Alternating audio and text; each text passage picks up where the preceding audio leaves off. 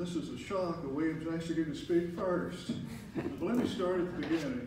My mother gave birth to me in 1952, lady doctor, Fort Sanders Hospital. So in August, when you see the weather reports on TV saying this day in 52 was 150 degrees, that was the time I was born. Miserably hot day. Anyway, let's speed up a little bit. Born and raised in Pine Gap community, we had to start a neighborhood organization 20 years because we weren't getting problems solved. We're basically cut through, there was unwanted development, just not a sense of anybody paying any attention to us. So I made up my mind, we formed a neighborhood organization, and now running for city council. And I've been visiting a lot of the neighborhoods, and what you feel like is your important issue, well, that's an important issue to me.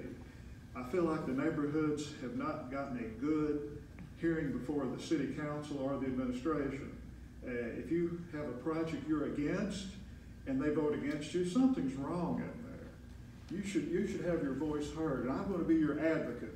And one thing I'm going to stress is, and a lot of people don't realize this, till you go to city council, you get to speak 5 minutes. Then you sit down, you don't get to speak anymore. When there's discussion between the other council members and department heads and so forth, you can't take part in a rebuttal unless you're called on. If somebody says something that's completely wrong and you've got information to contradict that, you just got to sit there and take it. That's got to change.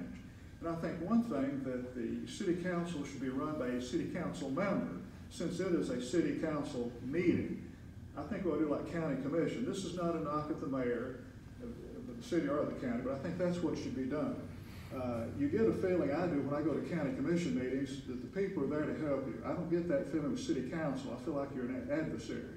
So you all are number one. In fact, one thing I like to do when I'm elected, that's really confident, I like to sit in the audience with the people, the taxpayers. You're the boss, and I'm going to remember that. It's a public service job. People get the public part right as far as politicians go. They don't get the servant part right. So I'm there to serve you. And like I say, you can call me anytime, and we can discuss that. And don't wait till I'm elected. Call me now. We get started on projects. If I lose this election, I'm still going to go to meetings. I've done that the last 2 times, so the 3rd time I've got to win this time. But I've been to neighborhood meetings all across the city. People attest to that. I'm here to help you with your problems. Whether it's being elected on city council, that's fine. If the Lord says, David, you can do something better outside of council, I'm going to work for you. I appreciate it. Thank you.